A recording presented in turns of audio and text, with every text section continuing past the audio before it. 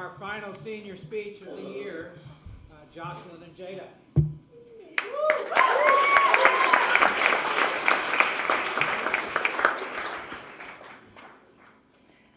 How do you know when you come across a true friend? You know, when you find someone, you can share shrimp tempura sushi without any hesitation.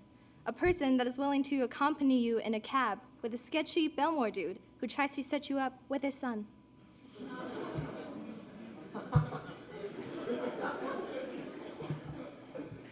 A true friend is someone I can rely on, a person I can trust to be there during my times of greatest pain and disappointment. They will be there to make me laugh and lift my spirits, especially when I need it most. It's always interesting how people make new friends. You might wonder how Jayda and I even started talking in the first place. Let me set the scene for you. It was the first night in freshman year where we all gathered in the common room in PBA, listening to our lovely dorm parents ramble on about the rules and expectations.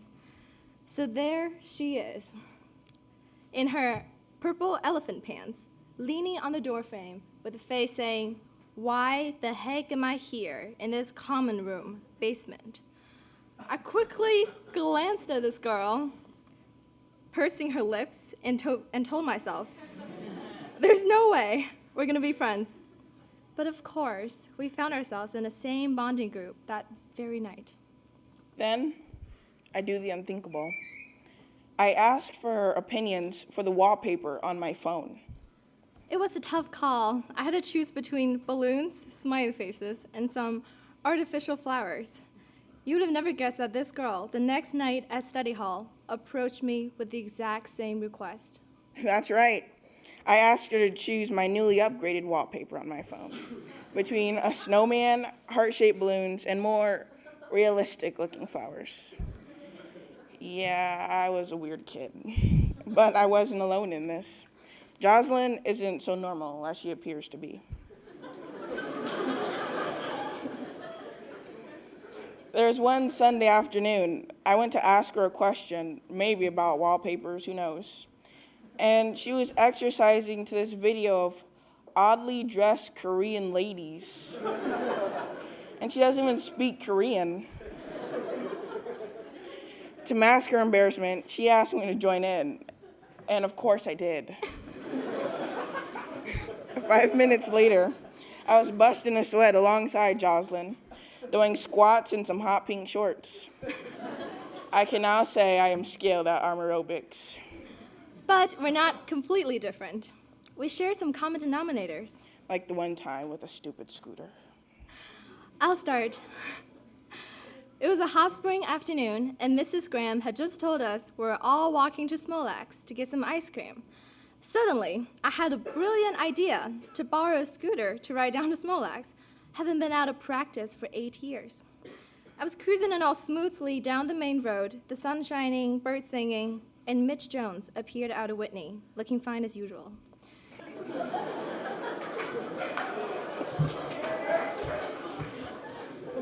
As he said, "Hey, Joselin." I lifted up my left arm and waved back at him, losing balance on the scooter. I heard a deafening screech. It was at this moment Joselin knew she effed up.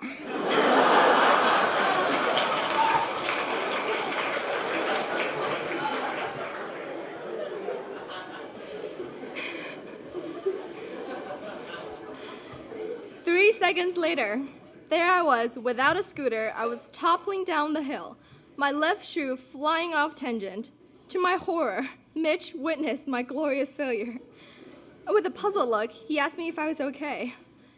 As happy as I was to hear that from Mitch, I stood up as quickly as I could to save whatever pride I had left. I told him that I was fine, with a forced smile on my face, while limping up the main road with my one good shoe, my swollen knee, and my bleeding ankle. Ironically, later that week, I decided to take a scooter too. I know many of you know this story, but it goes like this. I was rolling down the street on my little scooter, frantic, because it was going to be one of the first times I was going to be late to class. It also happened to be alumni weekend, so I tried to dress nicely and be prepared, like always. In my seemingly perfect plan to scoot down to the academic building and sprint up the stairs to make it on time, there was one flaw. It was wet outside. I lost control of the scooter, missed my turn, went on the library path, and boom, I was done. My pride was destroyed as I slid on the dirt to come to a full stop on the grass outside the library entrance. Never before in Brooks history had there been so many people late to class to witness that disaster. Despite our somewhat similar experiences, there are times where we don't necessarily come to agreement on little things, such as breakfast. Unlike Aaron and Seiji, who faithfully attend breakfast at 7:20 sharp each morning, I consider myself lucky if Joselin is even out of bed at that time. We would always go through the same routine the previous night. Okay, we will aim for 7:15, but we will leave by 7:20. The next morning, what do you know? Joselin is lying in bed at 7:30, and she normally replies to my invitation by raising her head, eyes half open, saying, I'm just so tired.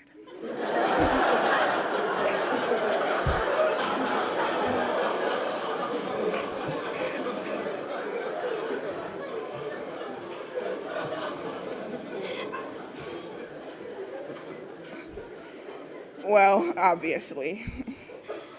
No matter how mad Jayda pretends to be when I fail again to be on time, I always find an assortment of muffins, sometimes bagels, with a smoothie on my table after I finally manage to get out of bed.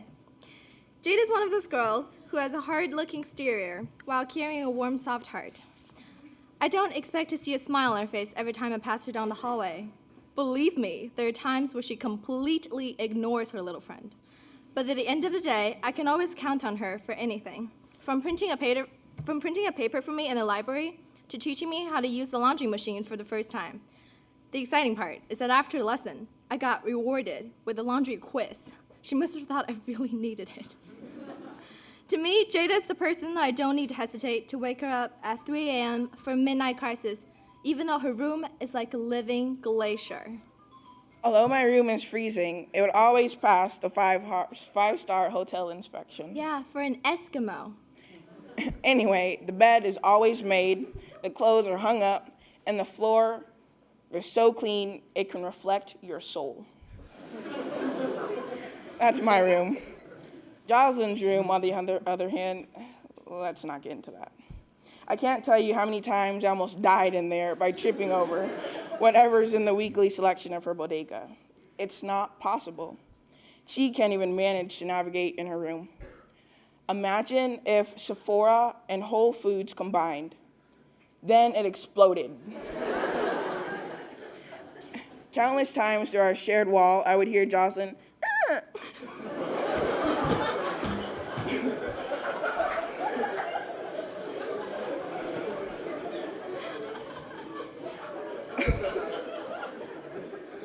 followed by, oh man.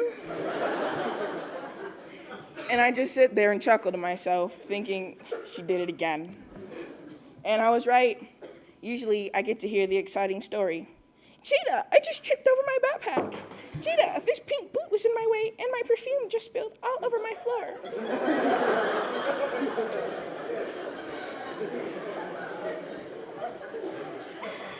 What floor? She hasn't seen that floor for like 5 months.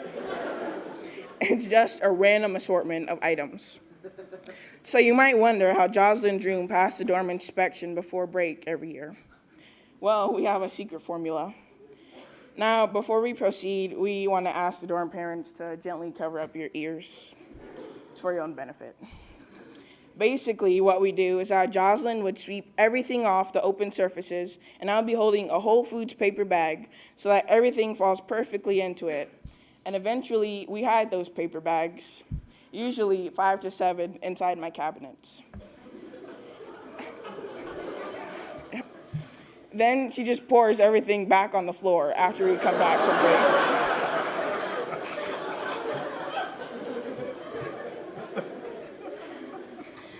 Every time when I hear the PBA dorm parents raving about how Joselin's room had improved throughout the years, I just smile to myself while Joselin takes on all the credit and pretends to be the sweet little angel that finally grown up. But this little angel wasn't all that sweet. There were times where we had doubts about our friendship. It all started at the end of junior spring when I asked Jayda to help me move my huge bookcase to the basement. For the first time, she refused my request. Standing in the hallway, I was infuriated. I asked her again, "So you're not going to help me move my bookcase?" No, I don't feel like it right now. Wait, so you're not helping me move my bookcase? No, not right now. Wait, Maybe later. what? After everything I've done for you, you're not going to help me move my bookcase? I can't believe it. I turned around and I slammed the door behind me, thinking that I would never want to see this girl again.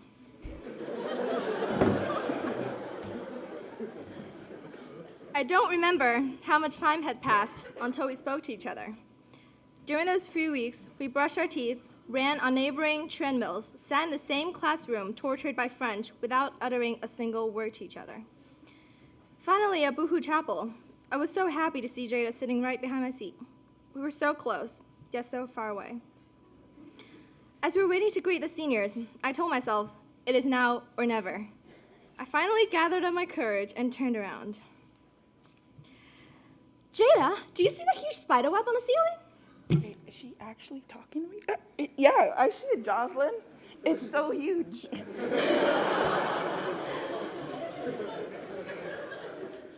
Isn't it so weird when you were sitting there and you just look up and you find this huge spider web on the ceiling? Yeah, I know, right? That must be a fat spider. Hey, what's that game you're playing on your phone? Oh, it's this really cool puzzle game called 2048. Have you ever played it? No, I've never even heard of it. Can you teach me how to play? After that, we spent our remaining time in chapel chit-chatting and solving the puzzle. It didn't take more than a ridiculous spiderweb to rekindle our friendship, but we picked up right from where we left off. We have learned to talk out our disagreements, and I've learned not to take a good friend for granted. When I think about the old us 4 years ago, I find it incredible how much we have changed. We have learned to embrace our peculiarities and flow with the punches. Whether it's walking down to the lake for a relaxing afternoon, teaching some ball handling skills, or even holding our weekly Saturday night chats, these are the memories we'll never forget. Kindness, support, strength. Hope, possibilities, tolerance. If this is not a true friend, I don't know what is. Thank you.